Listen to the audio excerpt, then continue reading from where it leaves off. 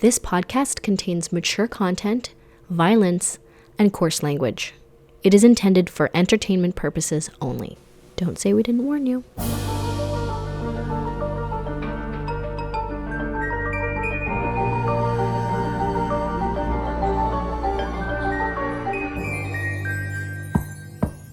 Hi and welcome.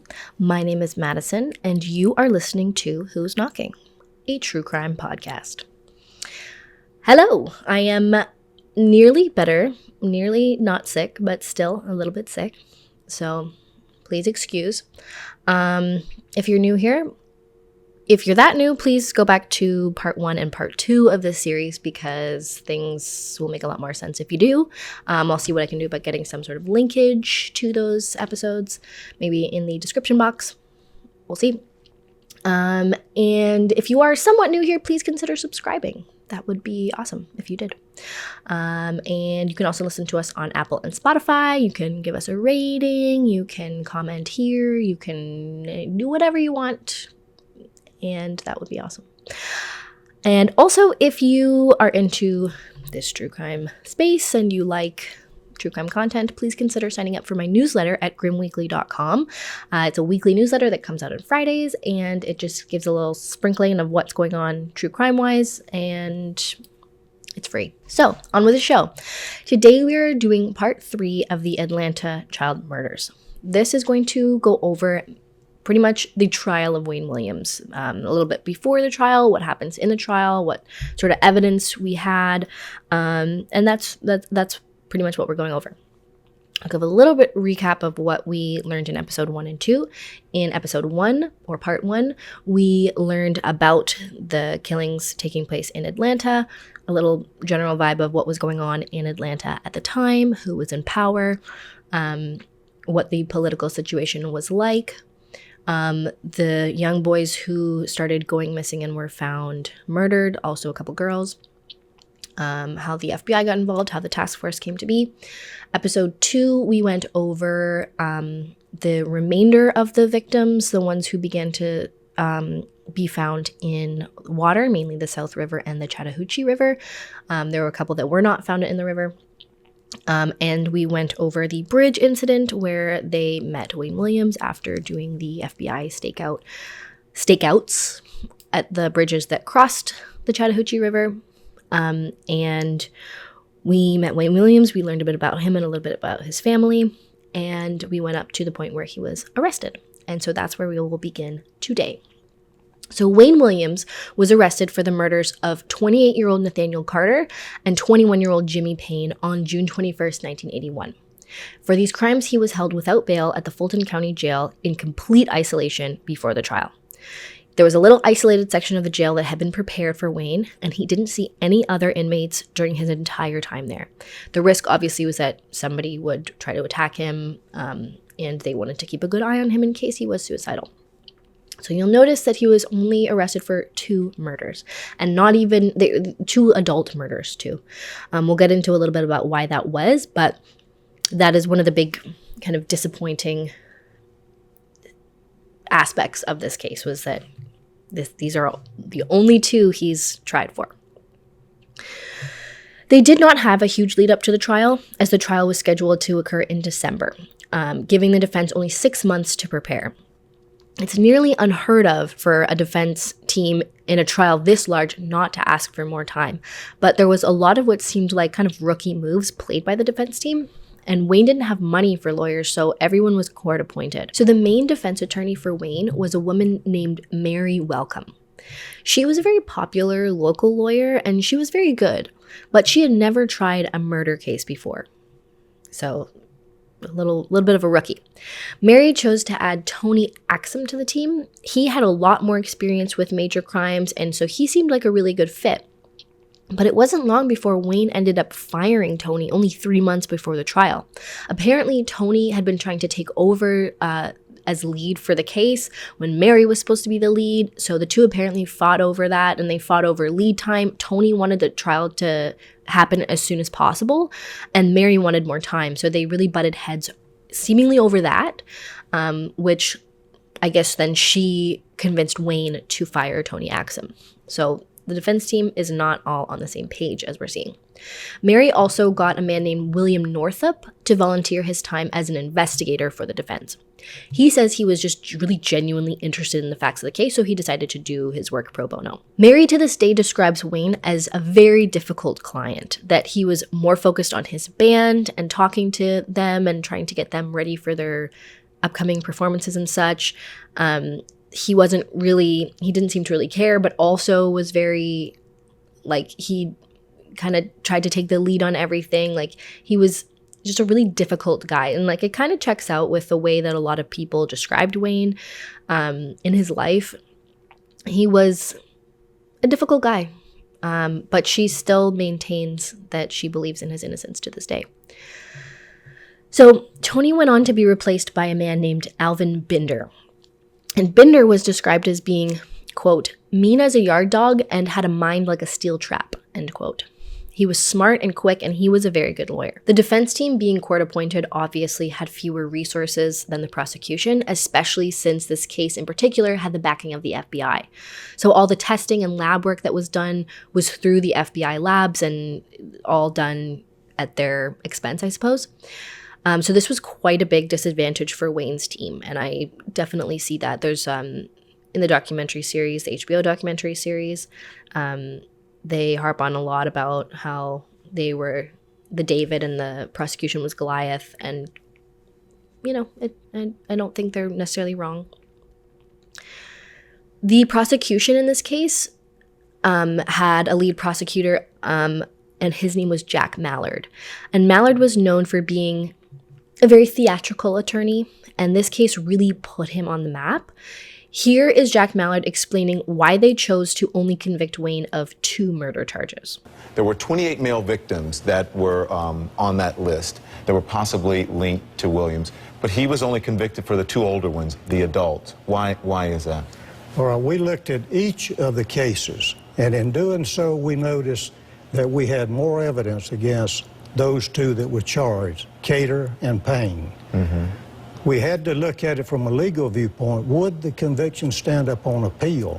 Because we charged in, say, 10 or 15 or 20 even, and I believe a jury may have convicted on that many. Mm-hmm. Still, if there's not enough evidence from a legal viewpoint, then the appellate courts will overturn it. So you think a jury would have convicted on the 28, you said? Yes. You think they would have? Really? No, not on 28. Yeah. I said many as 15 or 20. As many as 15 yes. or 20. Right. So, but people want to know why were they weren't dropped. No. You said they just weren't brought to trial. That's right.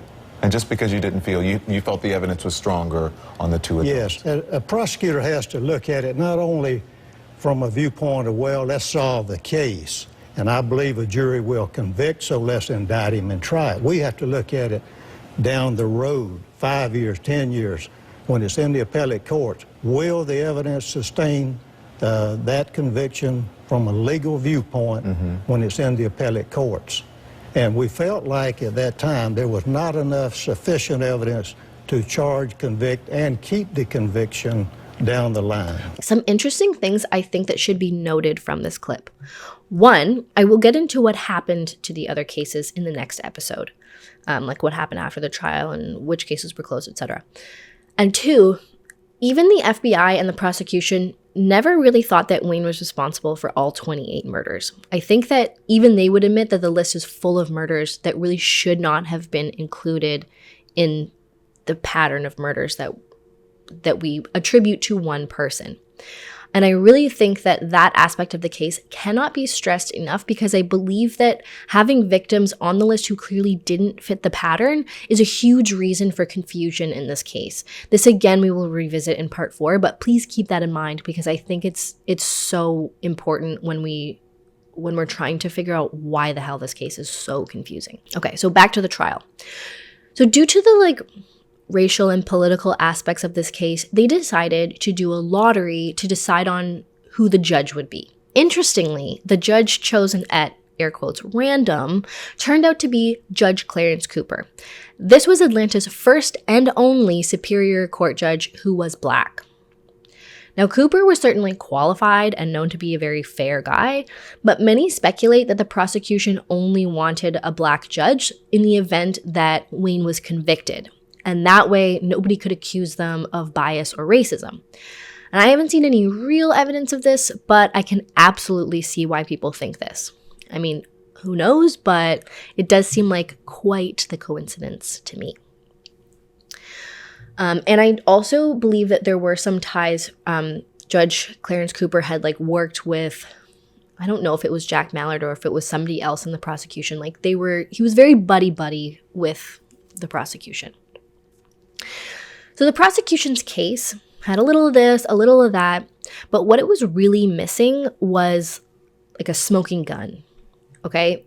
They had a mountain of circumstantial evidence. They had a lot of eyewitness testimony, multiple people saying that they saw Wayne Williams with some of the victims on the days that they went missing, and they had some forensics. But none of it was, so perfect that it would have that one piece would have been the case, you know what I mean, that you get to see in a lot of these murder trials. I'll take you through the evidence that they presented, but one thing the prosecution did do that the defense did object to, but Judge Cooper did allow, was use 10 other cases as pattern evidence. This would be known as the pattern murders, and they would be used to establish other forensics, victimology, and motive. And the defense team says that the pattern cases were brought up after the trial began, and that they were really caught off guard by this. This was pretty controversial, and some people argued that it is prejudicial since Wayne was never tried for any of those other murders, and you can't say that he necessarily did them. The defense team really harps on this in the HBO documentary. They see it as a huge injustice, and they think that it was absolutely unfair. But under Georgia law, this is allowed and has occurred before. And that's kind of what the prosecution says. And if you ask me, it does seem pretty prejudicial to use evidence of 10 additional murders that he was never charged with. But I don't know. What do I know? I'm just a doctor. Now, Mary Welcome still laments to this day that she should have been given extra time to go through and prepare, as they essentially just dumped 10 additional murders onto her lap, which, I don't know, it sounds kind of fair to me. The 10 other cases that were included as pattern murders were Alfred Evans, Eric Middlebrooks, Charles Stevens, Terry Pugh, John Porter, Luby Jeter, Patrick Baltazar, Jojo Bell, Larry Rogers, and William Barrett.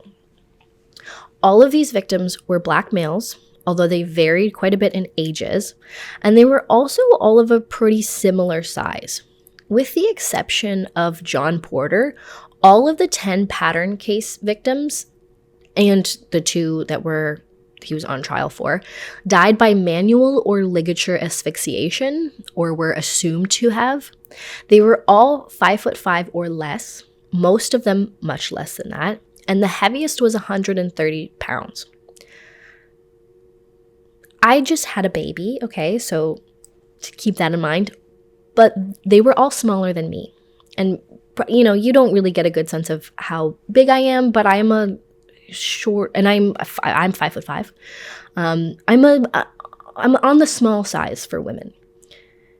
So these were small fellas, except John Porter. And John Porter was 5'10". That's a guy size, but that's not crazy tall.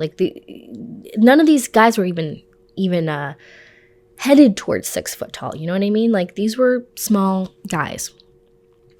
All of them were Wayne size or smaller, except John Porter. And John Porter also died of multiple stabbings. He was definitely an outlier in the situation. And I think we'll kind of get into that in part 4, because I have some thoughts on that. But all of the victims on the list and the 2 that Wayne was standing trial for, in all of those cases, they had found fibers and dog hairs that the prosecution believed probably came from Wayne's home, car, and family dog. So John Porter, as I said, didn't initially make the list. Last week I said that he didn't initially make the list for obvious reasons. But John did have the fiber and dog hair evidence and some blood evidence that led back to Wayne. And on top of that, apparently he had links to Wayne before his death. They knew each other, which I guess is why he was included in the pattern cases.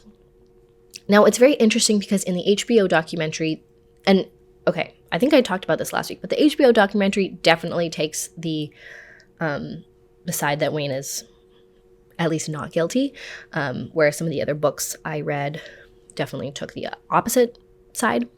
But they really try to make it seem like these pattern cases were all over the map, that they were they looked different, their ages were different, their sizes were different, yada, yada, yada.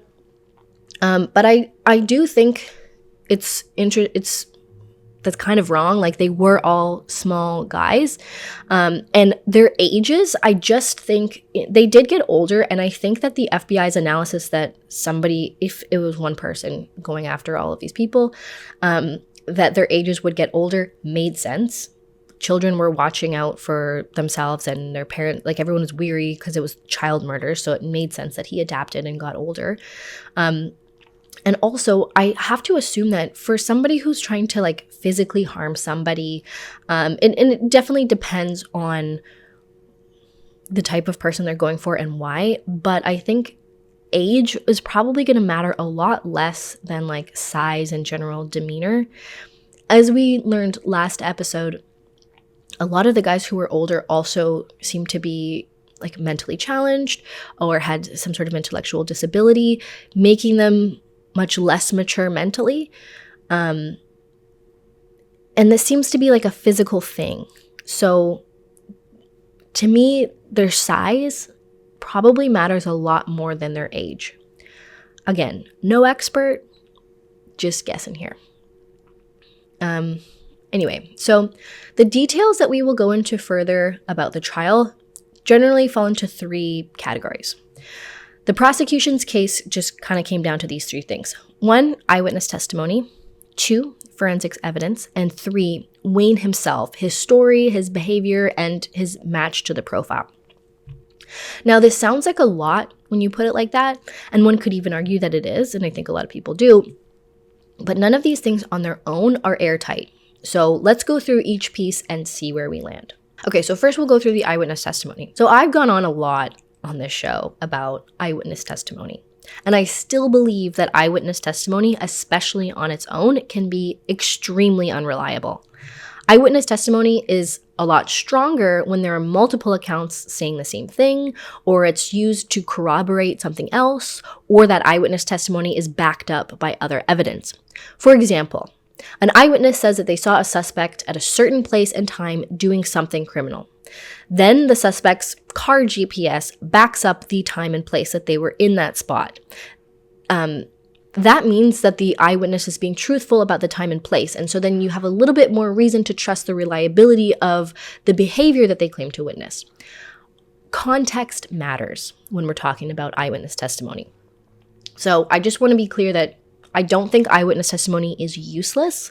I think that it needs to be taken with a grain of salt. It needs to be backed up. You can't, we just saw with the Eileen Franklin case against her father. You cannot have a trial. You cannot have somebody be charged with something and the only evidence is eyewitness testimony. It's just not enough. However, here we have multiple witnesses from all different walks of life, most of whom don't seem to have a dog in the fight one way or the other, testifying to different things. The prosecution had over 100 eyewitnesses. So that's a lot of eyewitnesses. So I'll go over a couple of them, and this is like the general vibe of what type of witnesses they had and what they were talking about. So there was a kid named Eugene Lester, and he was a friend of JoJo Bell's. He testified that he was with JoJo the night that he disappeared, and they were playing basketball together. He said that he saw JoJo get into a white station wagon with Wayne Williams that night. Then there was a guy named Robert Henry. Here's what he had to say. This witness, Robert Henry, did place Wayne Williams with the very last victim, Nathaniel Cater. Henry worked with Cater. He said he saw him leaving this theater with Williams on the night of the bridge incident. Henry has no doubt, even today, about what he saw. We were holding hands, like male and female. Well, if you were holding hands with one of my co-workers and both of you are males, what am I supposed to do? Turn my head? When Wayne Williams took the stand, he swore he never met Nathaniel Cater. On the evening Henry said he saw them, Wayne testified he was home, sick and asleep in bed. His mother and father, now deceased, backed him up. Homer Williams said he had the white station wagon until almost midnight. Now, yes, that was kind of a rude thing to say, Robert, but his testimony did seem credible, and the jury bought it. Apparently, Nathaniel Cater was known to be bisexual and was also known to engage in sex work to make extra cash. And we'll see that this, sex work, paying for sex situation comes up quite a bit. Now, interestingly, in this clip, they said that during the trial, Wayne testified that he was homesick during that time and that his parents backed up that story. Homer said that Wayne was sick all day, and then he came back with the car at midnight, and that's when then Wayne went out. Now, this could be true and work with Wayne's original story that he was home until 12 and then went out to the Sans Souci lounge. See, I can never say Sans Souci, and it's a prominent part of my life, which I will not tell you about. But anyway, the Sans Souci lounge, looking for the manager, and then went out to look for Cheryl Johnson's apartment.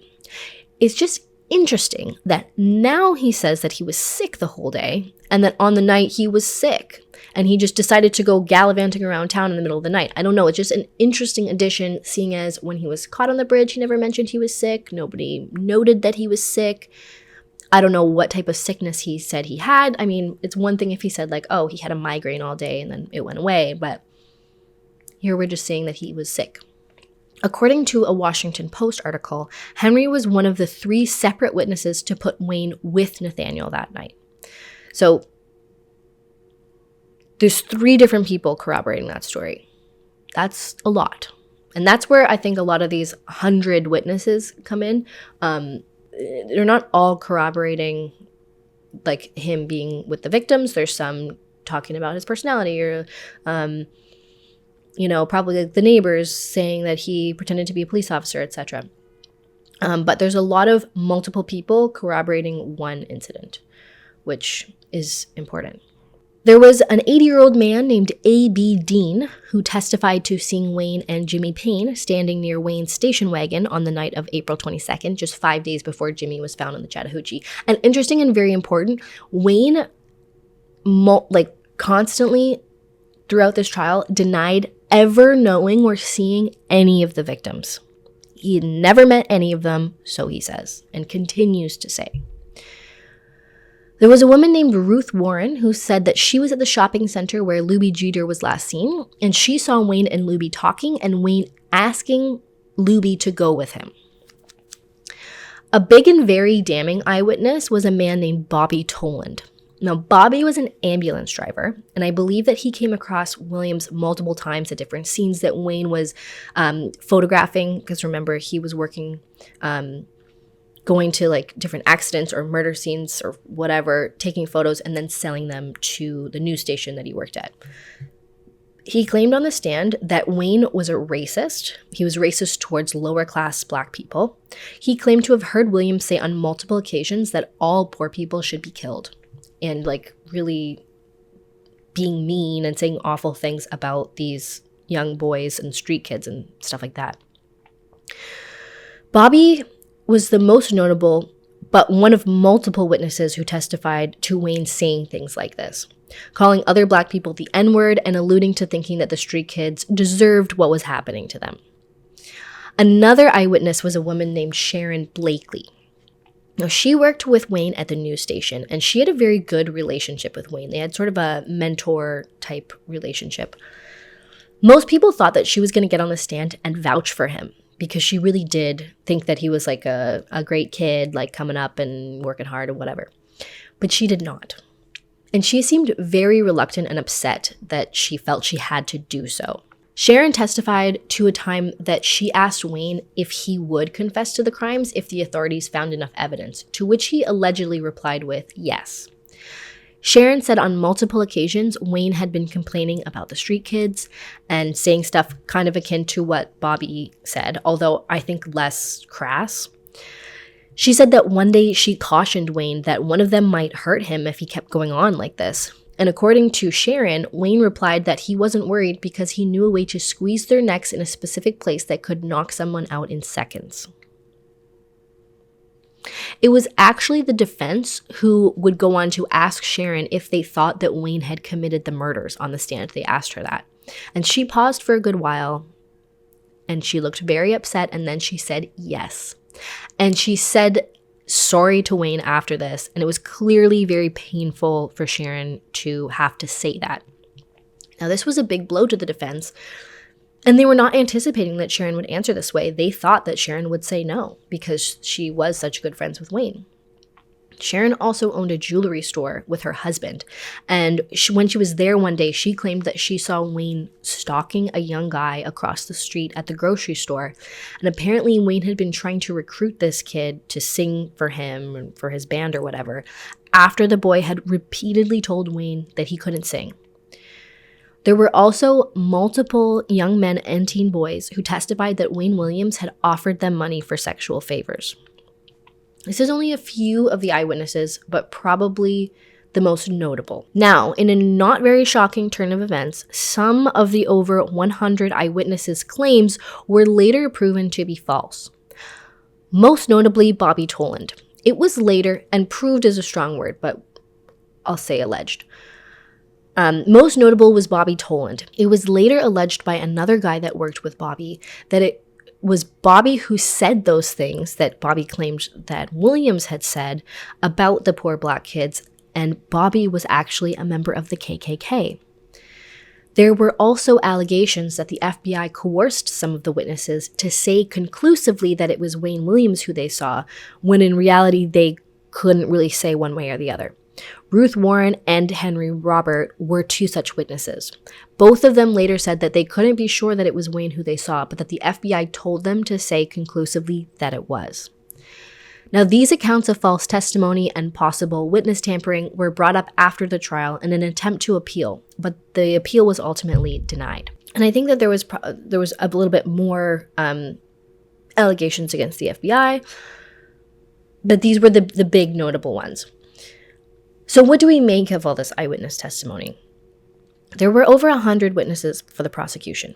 Obviously, they wanted as many accounts as possible in order to really bolster their case, and that makes sense.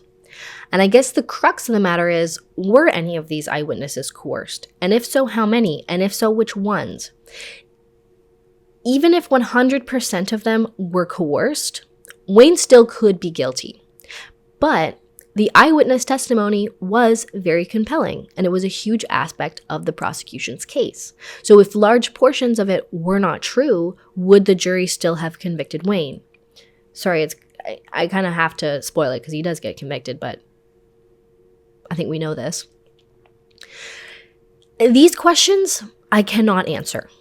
A lot of people have analyzed this and have come up with completely different conclusions. For example, in this book, Child Killer, which obviously it's obvious from the title which side they take.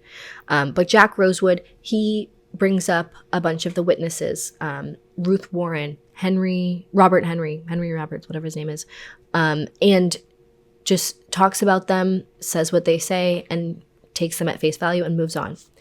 The HBO series, on the other hand, mostly talks about the eyewitnesses that later were made to look like they were false or coerced, and kind of make it seem like all the eyewitnesses were probably testifying falsely or coerced. Sorry, there was a noise over there. So those are kind of the two ends of what is a spectrum of ways that you can look at this case. So it's very, very difficult if you're trying to be unbiased and you're trying to figure out what the truth is, to parse out where it actually lands. I think if you're on the side that Wayne Williams is innocent or not guilty, you really make the FBI out to be these bad guys, and you have to really think that there's some sort of grand conspiracy going on. You really lean into the idea that they really didn't want, or they really wanted this to be a black person because they really wanted to avoid possible race riots and like bad animosity between whites and blacks. If you are on the other side and you really think that Wayne Williams did this, then you really put a lot of trust in the FBI and you just think that they're going about their business and have no political motives. And those are kind of like the severe ends. And as I've said before, I'm really trying to be unbiased. I definitely have biases and like I have an opinion that I'll get to at the end, but I'm trying to really see it from both sides. Trying my best. So the forensics. This is a very hot topic. What forensic evidence did they have to link Wayne to the victims? These days, forensics are the smoking gun in most murder cases. And back in the 1980s, they did not have the technology that we have today. Even now, I think it's important to be skeptical of forensic evidence. A lot of it has been proven to be far more art than science, and I've suggested this book, Junk Science, a few times, and I still stand by that recommendation. It's somewhere. I don't know.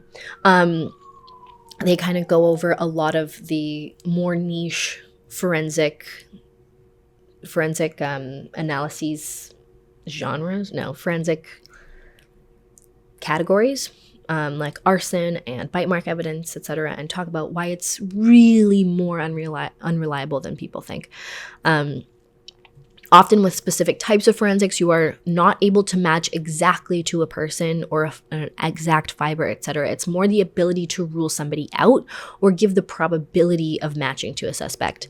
And where this gets super sketchy is when you have experts come in and go over the science in a very confusing or overly scientific way, and that leads the jury to believe that their analysis is much more concrete than it is, or it bores they come in and they talk about something and it is reliable, but it's so fucking boring that the jury kind of like nods off, which can you like imagine being in a trial for 8 hours a day and somebody's up there talking about something that you're really not interested in. I'd like check out at hour 1. So it's hard to walk that fine line of it's not easy to explain something to somebody that's a complicated thing in a way that they understand. And especially for these guys who, you bring up eyewitness, like it's a skill in and of itself to explain things to people, to speak publicly, to be an engaging speaker. And a lot of these people are like scientists in a lab who are interested in fibers, and like they're not good at explaining things to the average person. That's a whole different skill set. Anyway, it's a big reason why forensics are not as reliable as we think. The forensics in this case, like many, are quite contentious, and like everything else in this case, you can kind of see it from both sides. I have briefly touched on the evidence in this case, and it mainly comes down to fibers and dog hairs and a little bit of human hair and such. So we'll start with the 2 victims that Wayne was being tried for. First, we have Jimmy Payne. Now, Jimmy was found to have some violet acetate fibers that were present on Wayne's bedspread. And I believe that an acetate is like a bed cover, not like a duvet, but like a blanket, like the kind that you'd find at like an old hotel. He had a couple green fibers that were found to be consistent with a bedroom carpet found in the Williams home. There was some rayon blue-green/blue-gray fibers that appear to have originated from Wayne's 1970s station wagon. Fibers from a yellow blanket found in the Williams' bedroom were consistent with several light yellow rayon fibers and light yellow acrylic fibers found on Jimmy. There was blue acrylic fiber found on a blue throw rug in the Williams' bathroom that was consistent with the blue acrylic fibers recovered from Payne. It was also discussed in the trial that several animal hairs found on Payne could have originated from Williams' German Shepherd. In the case of Nathaniel Cater, the violet acetate fibers were found, the green carpet fibers were found, a green polypropylene fiber was taken from Cater's hair that had the same microscopic and optical characteristics as the fibers from the carpet in the workroom in the Williams' home. Nylon fibers removed from debris in a 1970 station wagon belonging to the Williams was consistent with a melted nylon fiber removed from Cater's hair. Fibers from a yellow blanket found in Williams' bedroom were consistent with yellow rayon fiber removed from Cater's hair. And 4 animal hairs were recovered from Cater that were consistent with the characteristics of Williams' dog. Additionally, they linked all 12 victims to 2 bedspreads, most of them to the green carpet, half of them to the living room carpet and the white station wagon, and 11 of the 12 to the dog hair. There were also hairs found on a number of the victims that were consistent with Wayne Williams's hair, and there was some blood found in Wayne's car that was consistent with 2 of the victims. Now notice the use of the word consistent. Consistent does not mean that they are a match. Consistent can be used to say that the evidence found cannot be ruled out, or the person cannot be ruled out as a match to the evidence, but it is not conclusive. The green carpet fibers were definitely thought to be the most compelling because of how rare these fibers were and how unique looking they were. The green carpet fibers were found to be from a limited run of a Luxair carpet in the color English olive. The carpet was manufactured by a company called the Wellman Corporation, and it just so happened that this limited run was only produced for 1 year. This was 1970 to 1971. Now, the carpet was made of a very specific man-made trilobal fiber, which the experts claim was very unique looking under a microscope.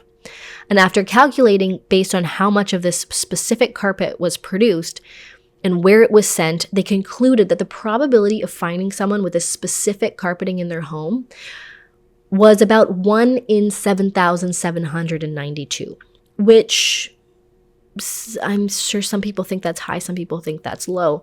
But then the probability of finding an environment with the exact carpet fiber plus the multiple other fibers and dog hairs, when you consider that, then the probability shrinks dramatically.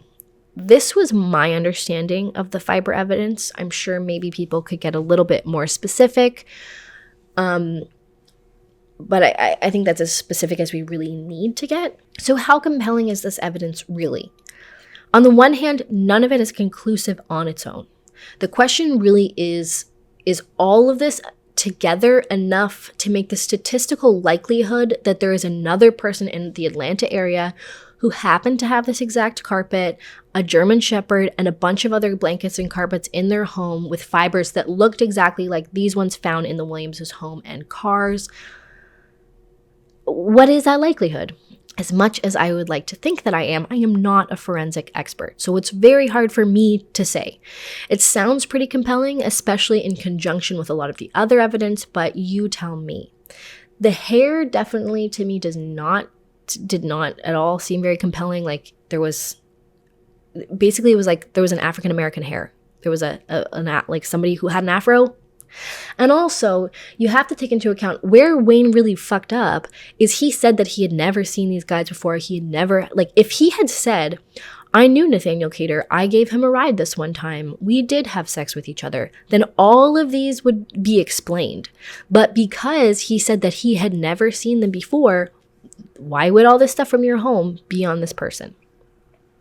Now, since the trial, there has been a lot said about this evidence, mostly the fiber evidence. The HBO documentary series made a big thing about the FBI lab where this evidence was tested.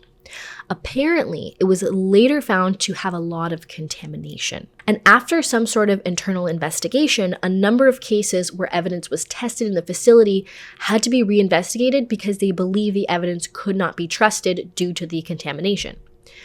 During that investigation, this case was not chosen as one that required a reinvestigation. I'm not sure why, or that anyone really knows why this was one of a small minority of others that were deemed to be okay, according to the HBO documentary, which definitely had a slant. I have not found any real evidence of this, but it doesn't mean that it doesn't exist. If anyone does have any real evidence of this, please comment below. I would love to hear it. But again, this kind of implies some sort of conspiracy. But listen, it really doesn't end there. So in 2007, the state of Georgia decided to do further DNA testing. I guess testing had maybe advanced at that point, so they could go a little bit further. And they did this in response to one of Wayne's appeals. They tested the dog hairs and the human hairs found on Williams. When it came to the dog hairs, they were able to conclude that it contained the same mitochondrial DNA sequence as Wayne's dog. Now, mitochondrial DNA is not the same as nuclear DNA. which would give us an exact match.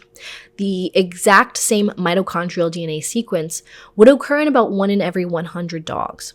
So this is still not conclusive, but I'd say it's significantly more conclusive. It's way more conclusive than saying this is a German Shepherd hair, and this is a German Shepherd hair. Okay, so this is a German Shepherd hair with the same mitochondrial DNA as this one. So now we go from every German Shepherd to 1 in 100 dogs. And I don't know, I have not been able to parse out, are we talking 1 in 100 German Shepherds or 1 in 100 dogs? Because that is different. When it came to the human hairs found on Patrick Baltazar, those were tested, and again, this was only mitochondrial DNA, and they did find that the hairs were a mitochondrial match to Wayne. The mitochondrial DNA would eliminate 99.5% of all people and 98% of African American people. So again, not conclusive, but definitely still puts Wayne in the mix, and definitely far more conclusive. I hate to say the word conclusive because conclusive means something, but like further towards conclusive than what was presented at trial. I'm sure some people will listen to this and go, come on, how can this not prove that he's guilty beyond a reasonable doubt? And some people will say, there's a lot of people in that 0.5% of the population. And I will leave my opinion out till the end, as I said, but my intention at this point is just to lay out all the information that I have gathered. Things that point to his guilt and things that point to his innocence. And let's also keep in mind that this is a court of law. And in a court of law, we're not choosing between guilty and innocent. We're choosing between guilty and not guilty. And those are completely different. Not guilty does not mean that the person is innocent of a crime. It means that the prosecution has not proven their case beyond a reasonable doubt. Okay, in the last category, and personally what I kind of think is the most compelling is just Wayne. So we know about the bridge incident. Now hear me out here. If we are to believe that Wayne is not responsible for the death of Nathaniel Cater or any of the other victims, then we need to believe that Wayne is the most unlucky son of a bitch in this world. We would need to believe that Wayne just happened to find himself on this specific bridge at the exact time that something large fell into the water, according to this FBI agent, who some people say was lying, but let's just go with it for now. Hear me out. That something large fell into the water, likely from that bridge, and that the body of Nathaniel Cater just happened to be found 2 days later downstream from said bridge. We need to also believe that Wayne's ridiculous story about Cheryl Johnson, who we know does not exist, we need to believe that story. On top of Wayne just coincidentally being on the bridge at that time, he also just happens to match the profile of the killer to a T, which was made long before they found Wayne Williams. His young age, his lack of sexual history and possibly being gay or bisexual, he's black, owned a German Shepherd, had a vehicle that was a kind of police type looking vehicle. He had impersonated police officers before. He liked to lure children with his music and talent opportunities. All of these things were present in the profile. We also have to believe that Wayne and his family were just really into deep cleaning, that his dad Homer just happened to decide to burn a bunch of photos and other unknown items that had nothing to do at all with the crime at that time, something that he had never done before. And on top of that, to my knowledge, there's no real exculpatory evidence. There's no solid alibis, nobody coming out of the woodwork to take responsibility for the Cheryl Johnson call. And a lot of people who have come out after the trial saying, Wayne Williams tried to abduct me. We'll maybe talk about some of them in the 4th episode. For the people who are positive of Wayne Williams' innocence, of which there are many, I just cannot get past what a crazy amount of coincidences would have to have taken place in order for him to be deemed as a suspect. There's a lot of people who believe that the FBI conspired and set Wayne up and planted evidence on him to target him. And it's just, if they were going to do that, don't you think they'd do a better job and they'd make it more conclusive? I don't know. Wayne also did not help himself by taking the stand. It's often a very ill-advised thing to do. Wayne decided to take the stand in his own defense, and according to Mary Welcome, she was actually very supportive of this, which is shocking to me, and why? But if she had any knowledge of the press conference that Wayne held before his arrest, like, it should be shocking, and it is shocking to me, that she would trust him on the stand. But that's what she says today. Now, the prosecution maintains that it was the FBI's suggestion to keep Wayne up there for as long as possible. They knew that it would come off well, that he would come off well in the beginning, but they hoped that if they agitated him enough and just pushed him enough, that he would crack and have some sort of outburst. And this did happen. The prosecution kept asking Wayne questions that he couldn't answer, asking him about the bridge incident and asking him questions like, didn't you start dumping bodies in the river because of the publicity about the fiber evidence? Which, okay, if I was innocent, I would get pissed too. That's super annoying. But Wayne exploded. On the third day of his trial, he started yelling about the FBI, calling them goons, and he said something like, I am no more guilty of killing these children than you are. And then he said, quote, you must be a fool. You want the real Wayne Williams? You got him right here, end quote. That morning, he was a complete different person. Immediately, he started attacking. He came out of the chute like a bull.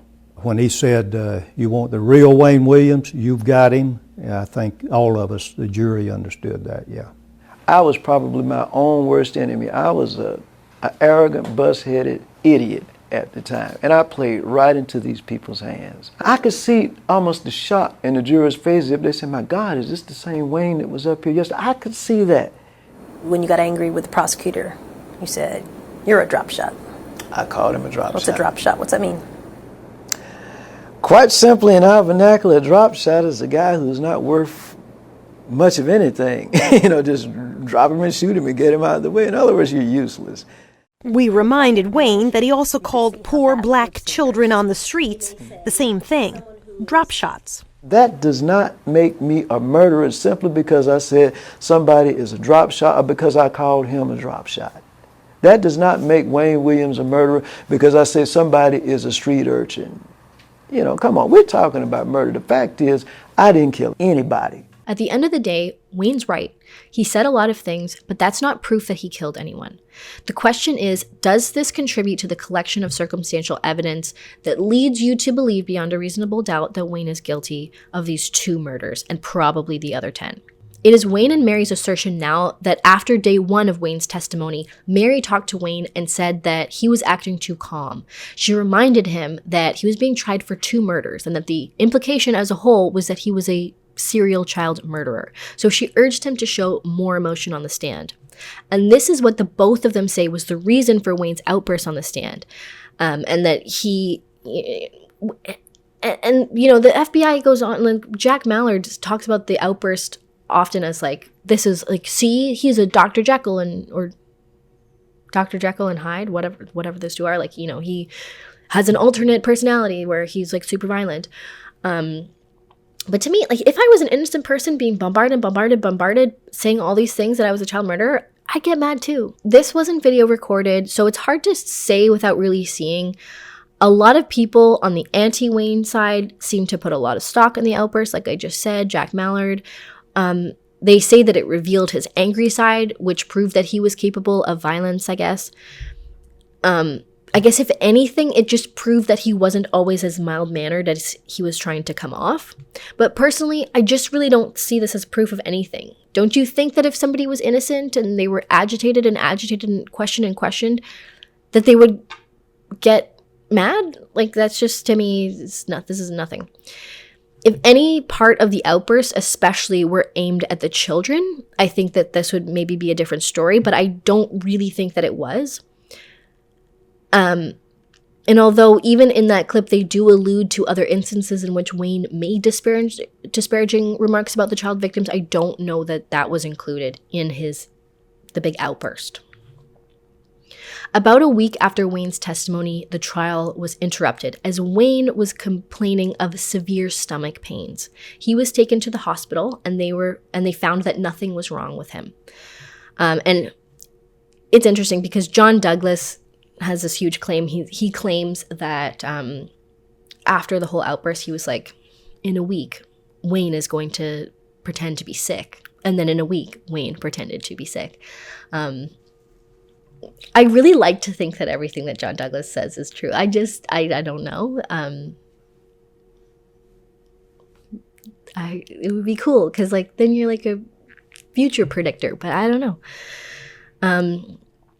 So anyway, that I think is a reasonable breakdown of what happened in the trial. And there's still a lot to be said about what happened after. But the trial concluded after all the evidence that I laid out, and obviously a lot more. I think it was, how long was the trial? I feel like it was about 6 weeks or so.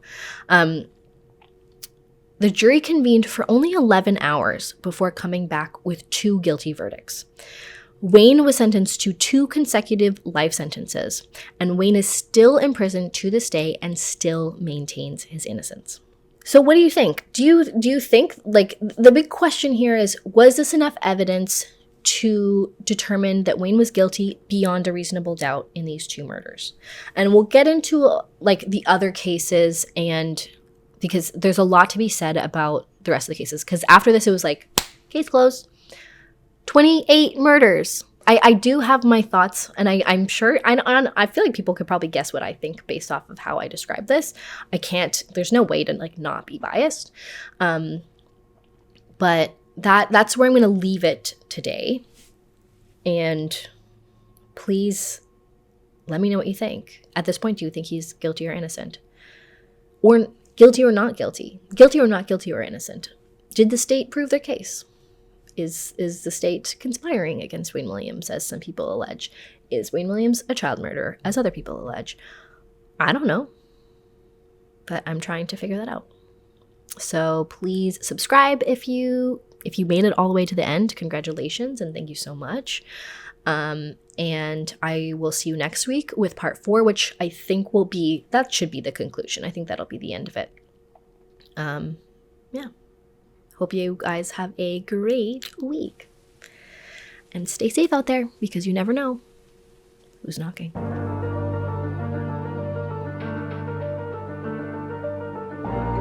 This podcast is produced in collaboration with Lost Line Media. Artwork by August Digital. Music by Matthew Cook.